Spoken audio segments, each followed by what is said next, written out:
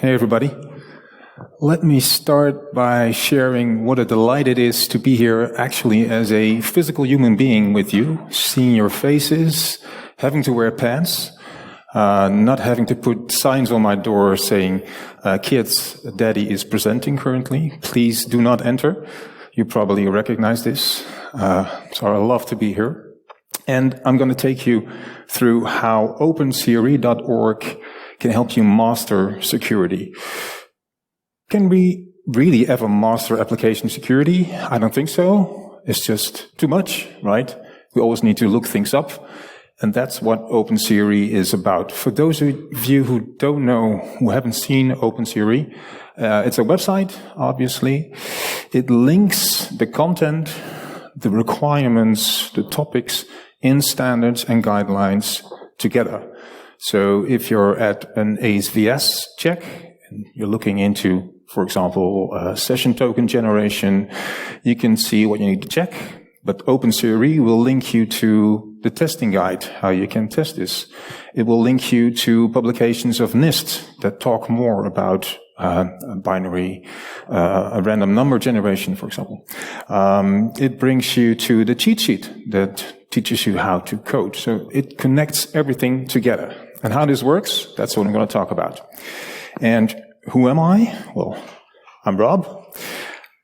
I am Senior Principal Expert at Software Improvement Group. You can find this here at the exposition. I'm an advisor to ANISA. I'm involved in several standardization initiatives with IEEE, with the CIP. I did part of SAM, the Agile Guidance, that's part of SAM.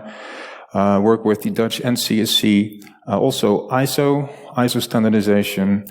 And I co-lead the OWASP Integration Standards project. And the assignment of this project is to bring standards together, to bring OWASP projects together. And not just OWASP, but also beyond. And one of the things that we did is we created the Application Security Wayfinder. How many of you know this? The Application Security Wayfinder, maybe if I show it, have you seen this? Couple of hands. Right, good, more hands. Yeah, Martin, you. So I need to mention Martin, and I first thought about this idea, well, maybe 6 years ago, maybe even more. The thing is that even in a single organization as OWASP, it can be a struggle to find the right information. It can be hard to find what project is what about and how do they relate to each other. So the integration standards project set together. We worked with many project leaders and we came to this overview that is an interactive chart. You'll find it on the OWASP project page. You'll also find it on the link below.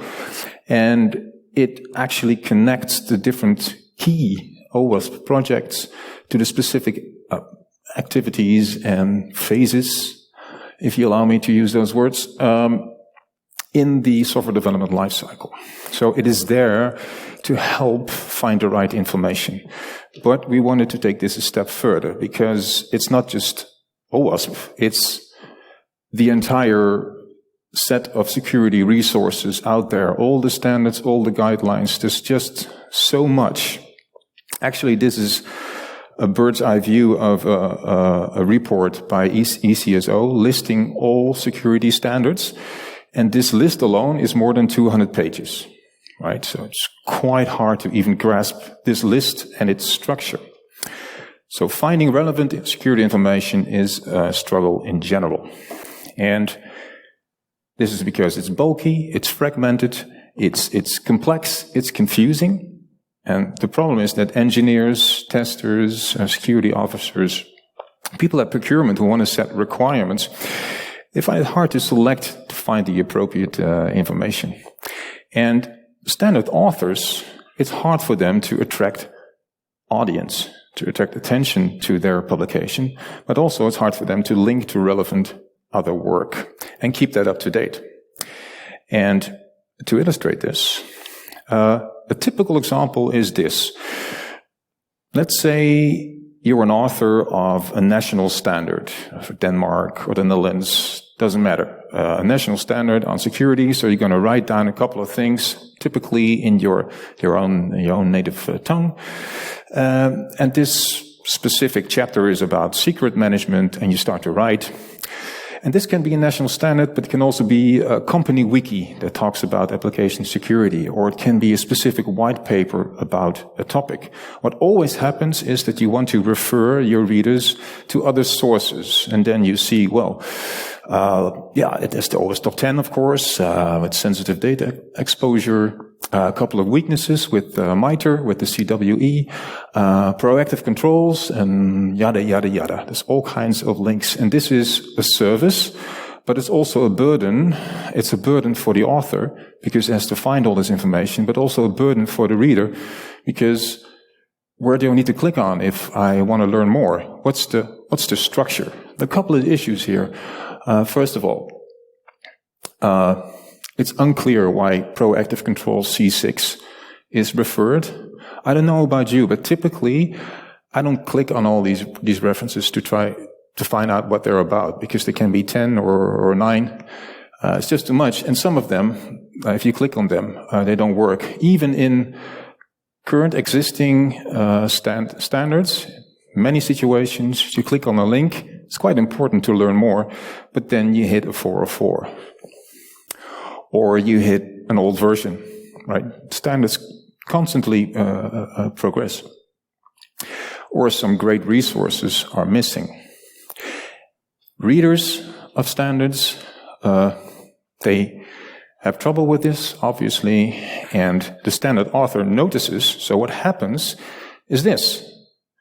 The standard author thinks, you know what? I'm going to write a couple of things down that I think are important. So something about password hashing, something about key storage, and it creates a new problem. And I think this is one of the key reasons why the standard landscape is so bulky and complex and fragmented. There are many historic reasons for this. Political, economic, psychological even. But there's no real reason why it needs to be fragmented, right? It's a problem that can be solved. And let me go back one more to explain the issues here. So the things that are written as at the core of the document is typically the expertise of the author, but all the sort of connected topics that the author discusses are typically not the expertise. So what you create then is inconsistencies. And you create informations actually paraphrasing other sources that quickly is outdated. And it's typically incomplete, obviously, because you cannot cover everything that's out there. And it creates more bulk and more fragmentation. Now, this is the motivation behind the CRE initiative, behind the work of the Integration Standards Group. It's actually my personal motivation to do something about this fragmentation issue, because it's one of the key problems we believe in application security. Finding the right information, linking everything together, knowing where to look, but also right standards and guidelines that are easy to use and help you to find more information that's relevant. I want to give you a demo.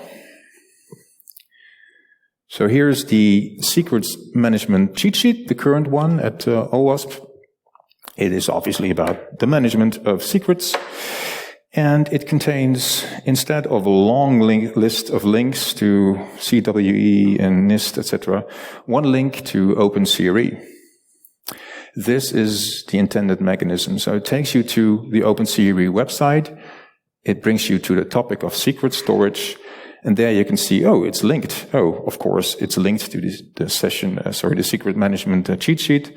It's also linked to another OWASP project by Jeroen Willemsen called Wrong Secrets. It's an app that helps you demonstrate all the difficulties you have with storing secrets. And there are linked topics. This is all arranged within CRE. Linked to this is cryptography. And if that's of interest to you at that point in time that you encounter this link, you can look at all these different publications on public key infrastructure, cryptographic key establishment by NIST. But if your interest is more in security modules, there's more information here with ASVS links, CWE links. Everything is there collected.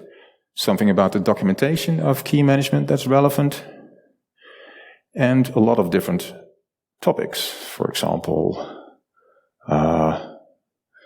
let's see, a random solve here with sufficient store passwords. If that's of interest to you at the moment that you're browsing, you can quickly find this and also find quickly related material, like, for example, the cheat sheet on password storage. So if you're looking into the storing of secrets and your current interest is, how do I do this with credentials? You click on the CRE link and the topic structure will help you to quickly explore and find the right information. So there's no real content in OpenCRE. It's just actually a semantic web of topics that maps, that links to all these different resources. And when you click on them, you get taken to that direct resource.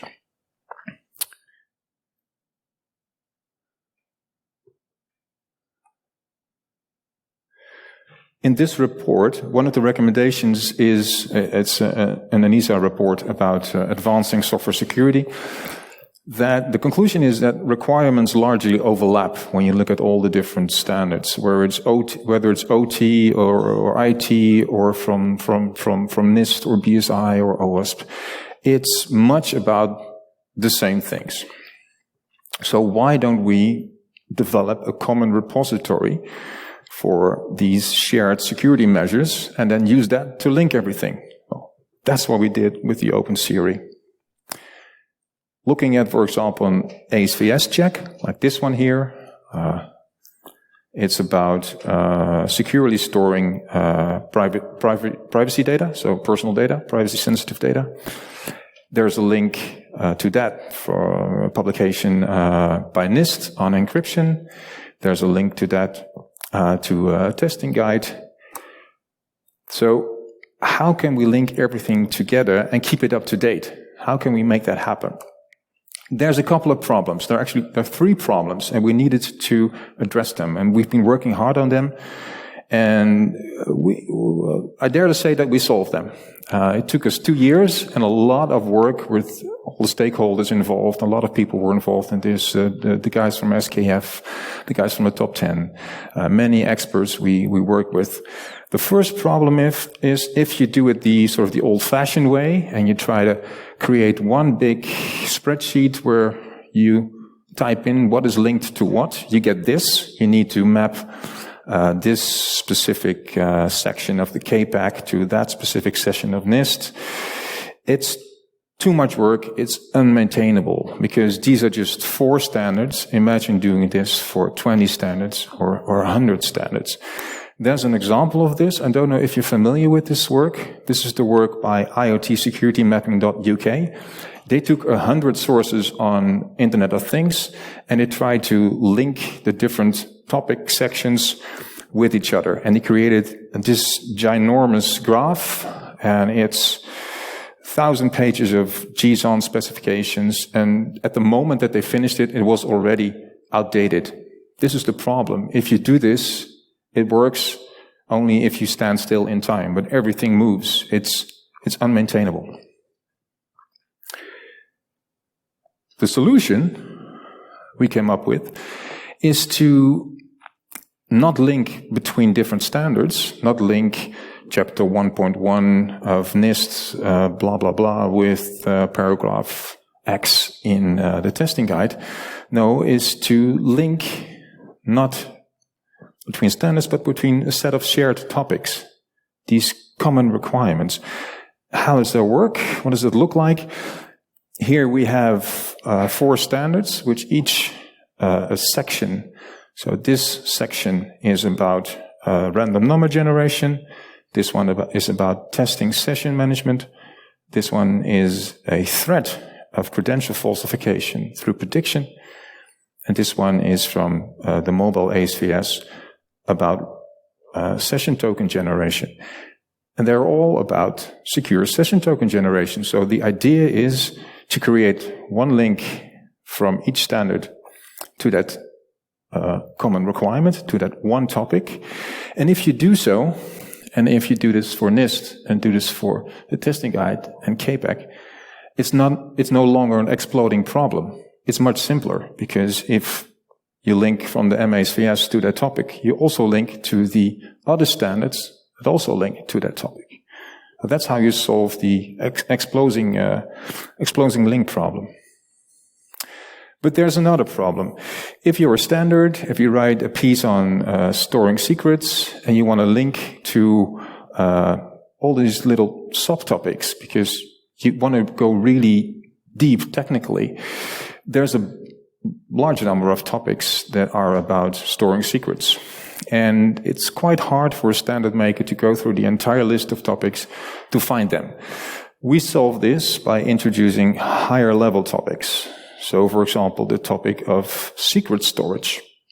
By introducing this topic, and only within CRE, having the semantic web, connecting them to these smaller topics, you only need to link between your section in the standard and that single topic, and everything else will also be linked. So you don't have to keep a massive list of things to link to, just the topic that is most relevant. Oh, and by the way, there's a bonus to this, because if you introduce such a topic structure, it becomes an opportunity for the user to use this topic structure to find relevant information. So if you're at this topic and you see, oh, wait a minute, there's a general topic about secret storage. I want to learn more. If you click on that, it will show you all the other elements. And from there, you can jump to cryptography and everything that's related. So the topic is, apart from making linking easier, it's also making using the CRE easier. The third and final big problem is that standards change. So if you're keeping a large Excel sheet or whatever to keep those links, to manage those links, at some point in time, a standard will update. They will have maybe even a different URL, but definitely different content, different structure. So these links, they will break. And the way to solve this is not to create a mapping that's outside of the standard, but use the actual content of the standard as the mapping itself. For example, in a testing guide, so we're currently working with the testing guide project to have in the actual content that they are managing in the project links to the CRE. So they link to OpenCRE.org, they link to a specific topic, such as secret management, and we parse that content. So it's machine readable. We parse their content, and we see, okay, there's a section there in the testing guide. It's the section secret storage. And in the second paragraph, we see a link to CRE. We're going to extract that and put that into the mapping. So you don't have to keep a large mapping table, but actually the content of the standards are becoming the input.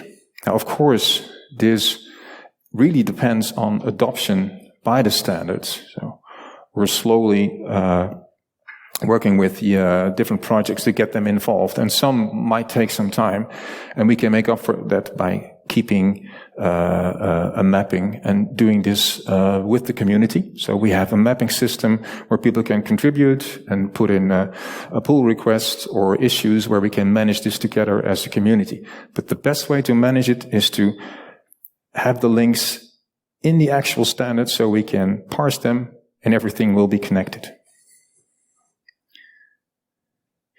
So we worked on this for 2 years. Us is Spiros Gastratos, it's Elisat, it's me, and many friends. Some of them are in the room here today. It's quite some work. Special kudos to the SKF team, by the way, for the work that's been done. We work with many stakeholders, also including the Dutch CIP, but also individual developers and testers. We did a lot of experiments with them. So how do you work? How does this work for you? What do you think of the UX? And of course, we're in beta, so it's not the smooth final product that we envision when it comes to usability, but that will happen in a couple of months. And we went live with it, actually at the 20th anniversary of OWASP. So in September, we went live with the beta. How to define it? I like this definition. Interactive content linking platform for uniting security standards and guidelines. Easy and robust, that's important, that links keep on working.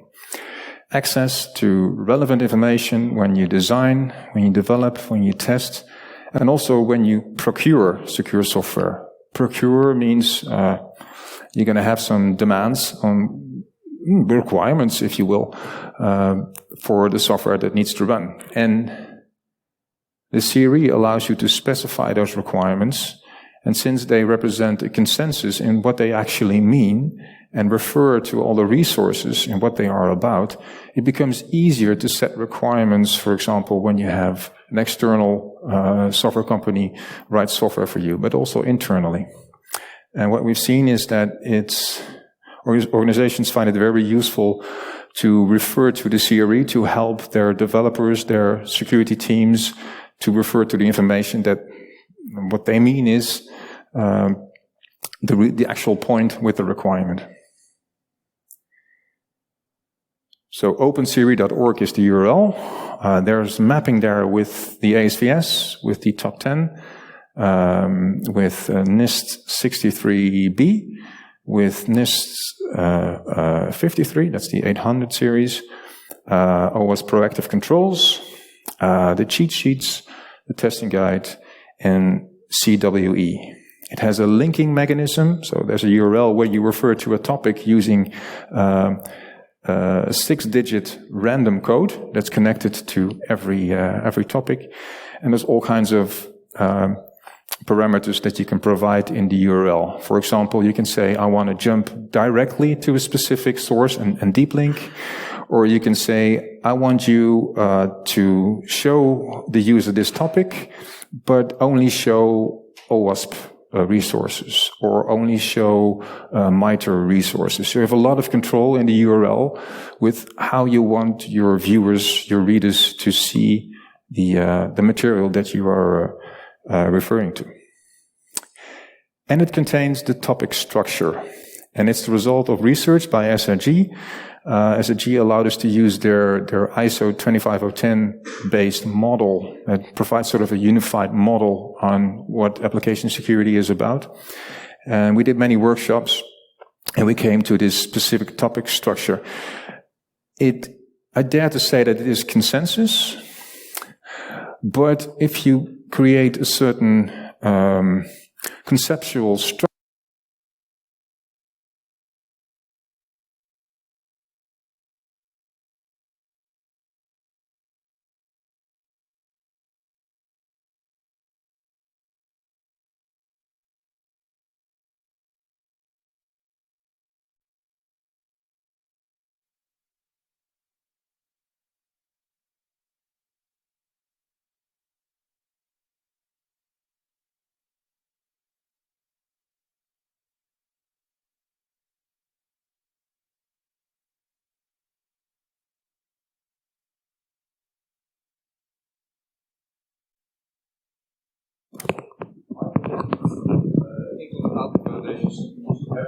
separate channel. Or I believe that.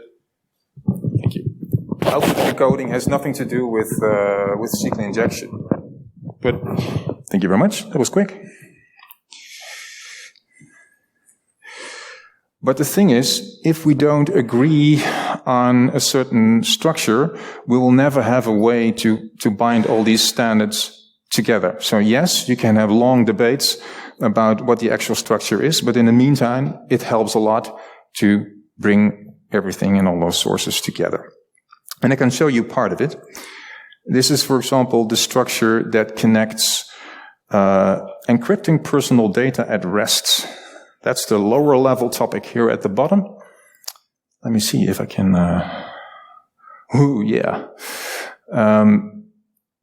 This is the low-level topic, and there is an ASVS check connected to it. There's a lot more connected to it, but I just highlighted this one here. And it's connected through the topic structure to personal data handling. And NIST has some nice, interesting publications about it. It's connected to a topic called securely store regulated data, which again is connected to encrypting data at rest. And there's a nice weakness at MITRE for it. And there's a topic connected to it on cryptography, where NIST has again written a nice set of documents on. So this topic structure helps you to navigate from topic to find the information that matters to you at that point in time. And I have a little demo for it.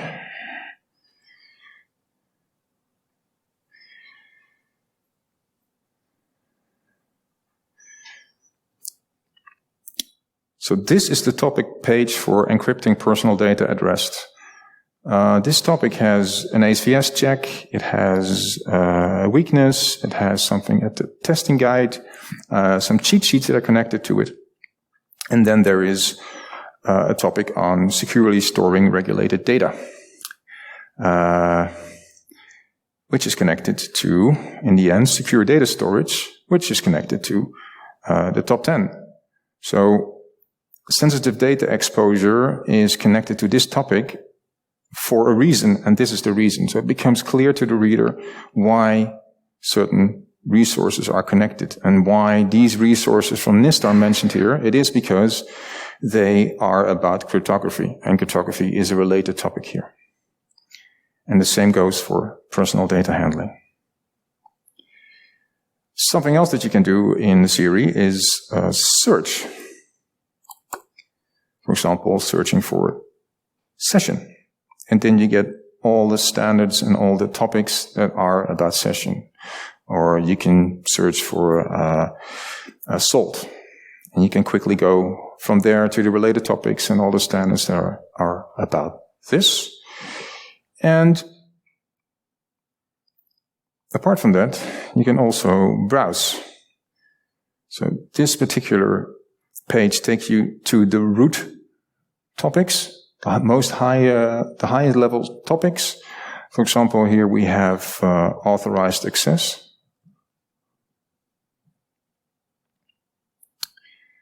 There's some general documents about this from NIST.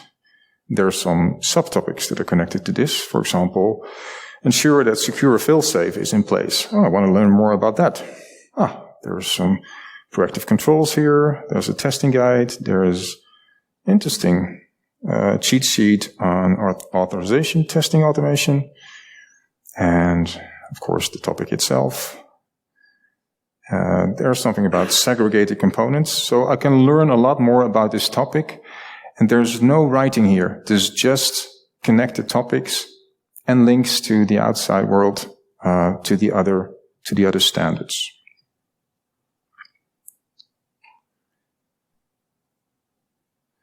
So it enables alignment and cross-reference between security standards and guidelines and white papers and whatever resource you want to add to the CRE.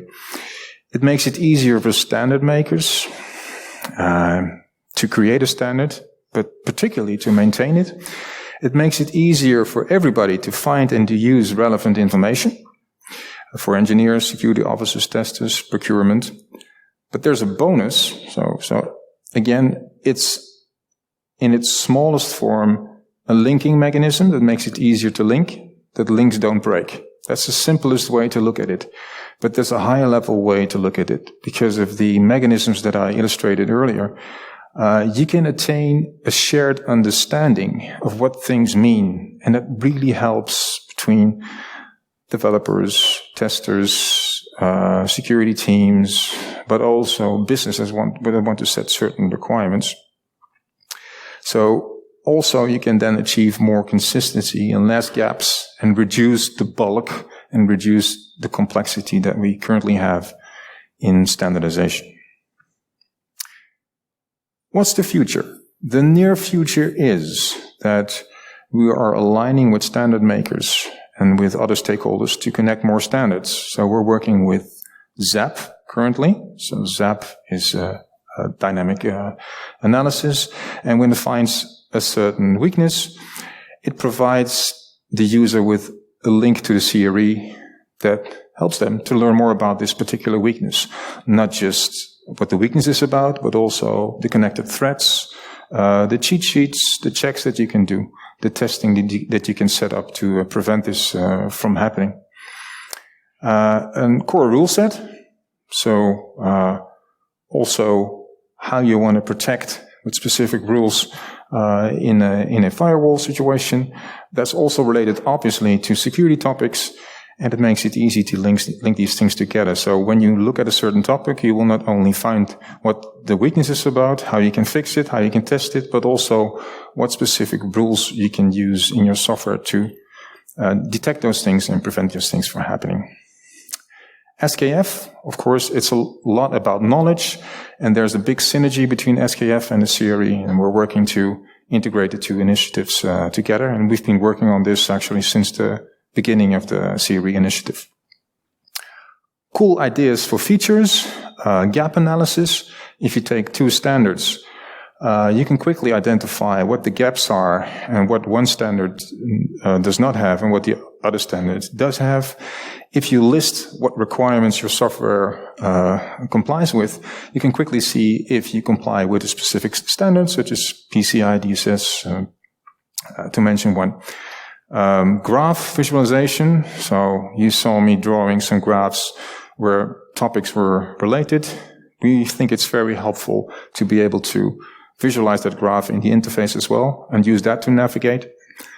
Personal profiles are perhaps one of the most powerful things because there is a lot out there, and when you would use the CRE to link to a specific topic, you would get information for Java, for .NET, for OT, for IT, and just a lot out there that's not of interest to many individuals. But as an individual, you can make an account at CRE, and you can set your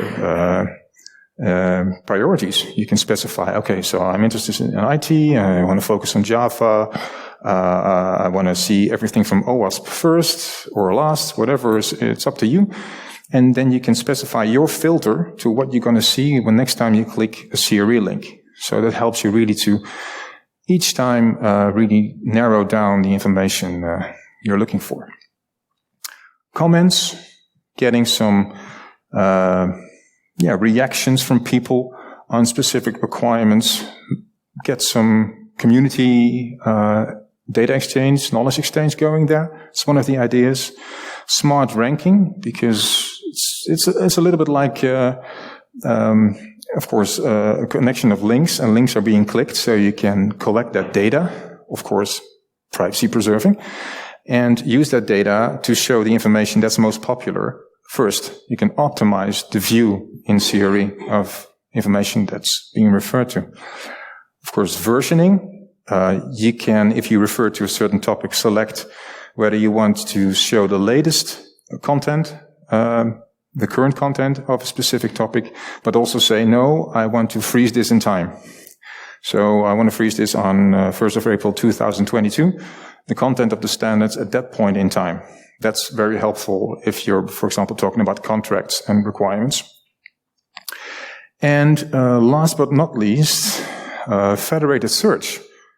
Because the idea is to have all the sources be machine readable. We read them, we parse them because we want to get the links out of them.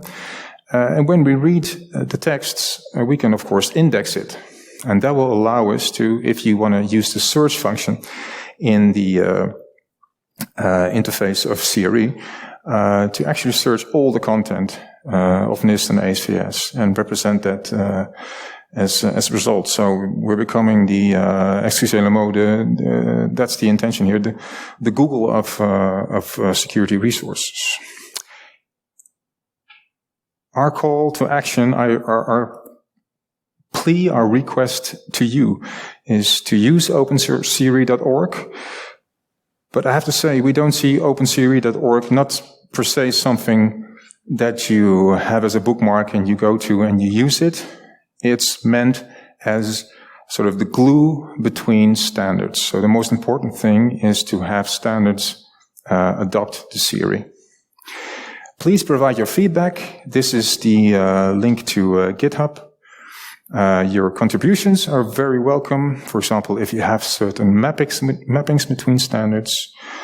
We have a mailing list. You can join us there or join the team if you're interested in this endeavor. And most importantly, standard makers, because it can be a little bit scary for a standard maker to say, let's use the CRE to refer to other resources. I mean, it's very attractive because they don't have to manage the links, they don't have to look up the links, etc. It's all there. But they will have to sort of comply or agree with the topic structure that's in there. And perhaps there are different opinions. Perhaps one standard says no, we think that CWE 312 belongs to ASVS 402 instead of 403. We want to have control in how we see the world. And that's a very human thing. It's a very, I think, understandable thing to be able to be in full control in how you want to refer to the outside world.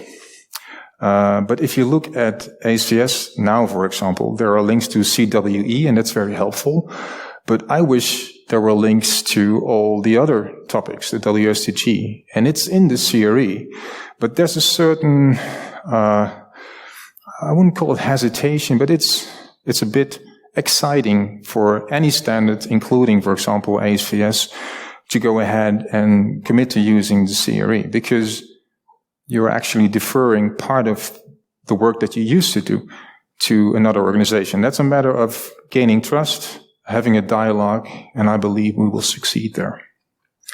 The advantages, again, linked to other standards will never break. Your standard becomes easy to find and accessible through CRE. Look at the case of, for example, Jeroen Willems' Wrong Secrets project. By having it in the CRE, everybody that's looking for instruction material or training material for storing secrets will bump into the great work by Jeroen. Final point, if you're a standard maker, if you're an author of a guideline or whatever, reach out to us, and if you have a big stake, you can become part of our stakeholder group, because we need your input to help steer the right direction of CRE. Let's work together to make standards better. Thank you.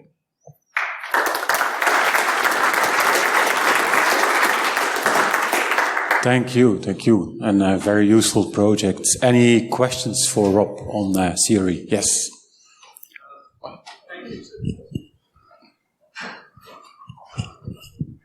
Maxime. Thank you. It's a fascinating project, and I basically wished I knew about it earlier. Is the goal to also have also include industry-specific standards, or do you welcome basically any standards, or what's the... Yes. Because of the filtering abilities of CRE, it is feasible to have anything that's, even if it's very narrow industry-specific, be in there. Do you have an example? For example, European Broadcasting Association. I think it's the most niche security standard that I know of. They have a standard called the R148 on cybersecurity testing for broadcast devices. Yeah.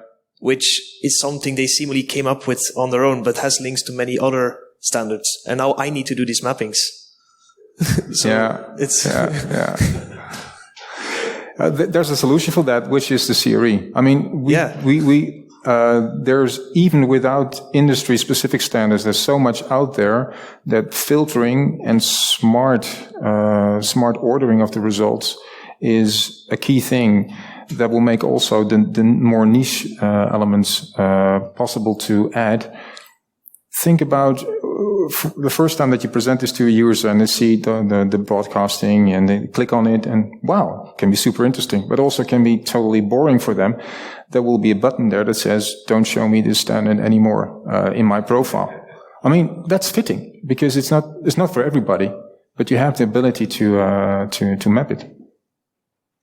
Thank you.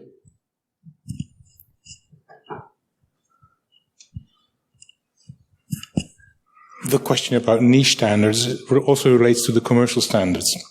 I had now also working with CENELEC 5701, which is a railway standard, which points back to 62443, which is an industry standard for cybersecurity, which relates to ISO 27000. But those standards are commercial, and so they're not to be made public. Are you going to deal with that, or are you going to leave that alone? It's a nuisance, but it's also part of the game. I mean, 62443 is great, and it's not that expensive. I would not advise against it, and I would definitely include it.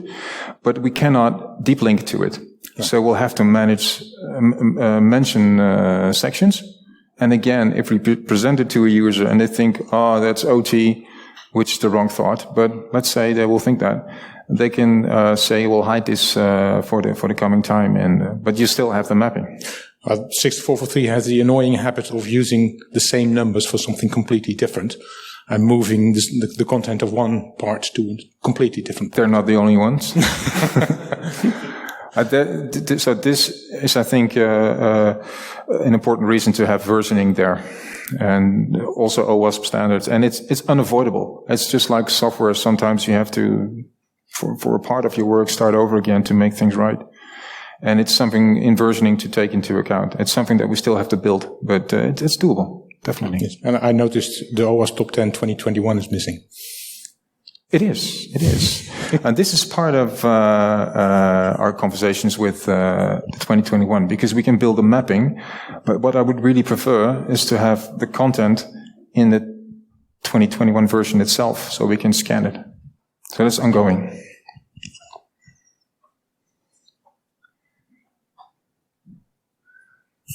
Christian. Thank you very much for your presentation, Rob.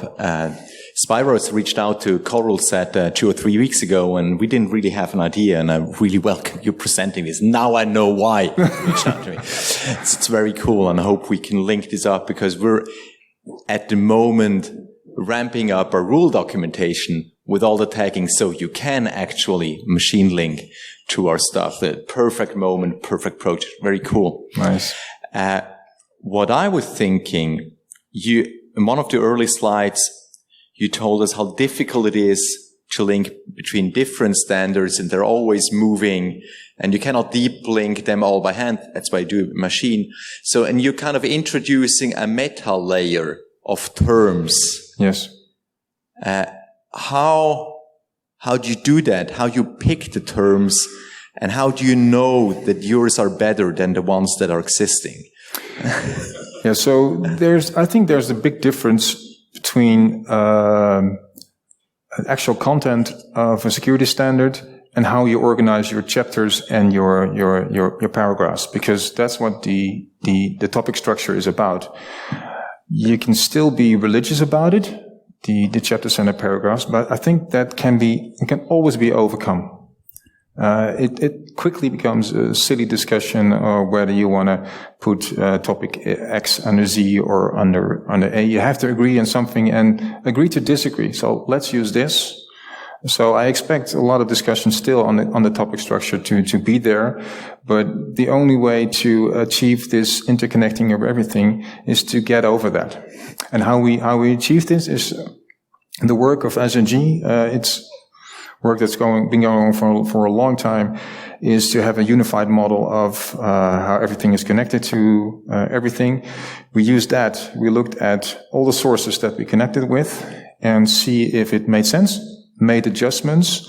So we did not only do it top down, but also bottom up to see if everything would fit. And we think we have a structure now that's sufficiently fitting.